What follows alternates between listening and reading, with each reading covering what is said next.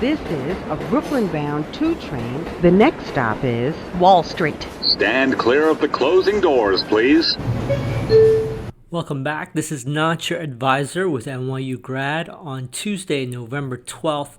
Let's jump right into breath today. I want to be quick.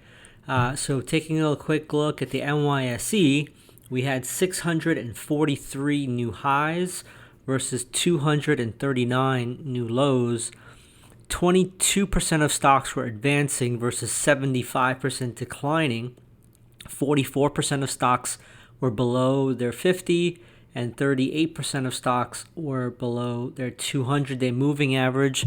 If I had to summarize the session, it really was the Mag 6 that carried the markets because the indices were pretty ugly. The Russell was down the most, down over 1.2%. The Dow was down 382 points or 0.86%. The Nasdaq was down 17 points or 0.09%. It was the strongest because of the Mag 6. And the S&P 500 was down 17 points or 0.29%. Taking a quick look at the Mag 7 and the mega caps, Tesla was down 6% today, 6.1 to be exact. The rest of the Mag 7 were positive. You had Microsoft up 1.2%. Nvidia was up almost 2%. Apple was up marginally 0.13%. Amazon was up 0.8%. Alphabet was up a little bit over 0.5%. And Meta was marginally up 0.14%. But the Mag 6 definitely carried the markets today. Technology was up 0.39%, communication services up 0.3%. Every other sector was red today. Basic materials led to the downside, 1.8%. Utilities down 1.5%. Healthcare down 1.4%. Real estate down 1.4%. Consumer cyclical down 1.3%.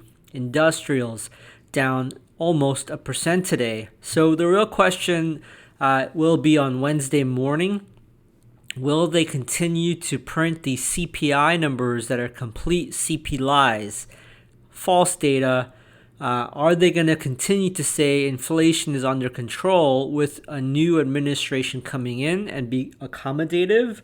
Or have they internally had their meetings and said, you know what, we are no longer going to cut. In order to stop cutting, we need to start to manufacture new data that says inflation is potentially not under control. We're only 12 hours away to find out. One bit of housekeeping, I just want to thank everyone, especially the paying subscribers. I got my orange Substack check mark, which indicates that I am one of the Substack bestsellers. And I owe it to everyone, but a special thanks to the paying subscribers because it indicates that the publication has hundreds of paying subscribers. So it's a level of, social proof and validation that the content is being valued. So thank you very much. Let's keep going. Let's keep peeling this onion.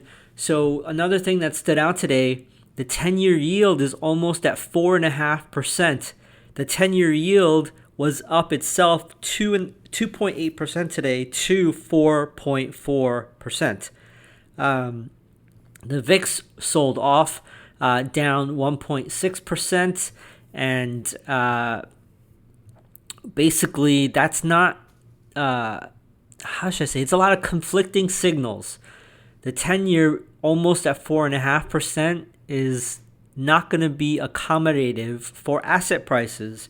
So that's something to definitely watch moving forward. And I'll go over what was strong, what was weak today. So in the S&P, you had Tyson Foods up 7%. You had Adobe up 4.5%. Fox up 2.5%. Chipotle Mexican Grill up 2.06%. In the NASDAQ, you had Dexcom up 5.8%. Honeywell 4.29%. And Workday 2.1%. These are just samplings because I just can't cover all of them. In the S&P to the downside, Mosaic Company down 7.6, Amgen 7.4, Enphase Energy 6.4, Micron 4.3, Walgreens 4.05, Microchip Technologies 3.3, Pulte Home Builder 3.3, Nucor 3.2, Qualcomm 3.08. In the NASDAQ, you had names like Amgen 7.4%. I mentioned Tesla already, down 5.8. Constellation Energy 3.4, Intel 3, CDW 2.9, AMD 2.8, Airbnb 2.5, Gilead 2.4, ARM Holdings down 2.04. So with that, free members, I'll let you all go. Continue to watch the macro. Tomorrow morning is going to be the CPI numbers that will definitely move the markets.